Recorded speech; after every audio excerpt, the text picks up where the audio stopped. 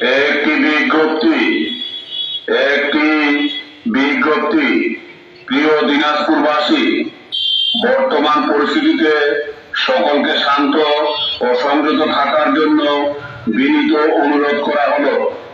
সকলকে ধৈর্য ধরতে হবে।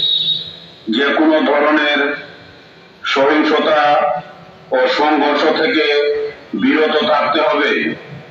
জনগণের জানমাল ও নিরাপত্তা যেন কোনোভাবেই বিঘ্নিত না হয় সেদিকে সর্বোচ্চ লক্ষ্য রাখতে হবে।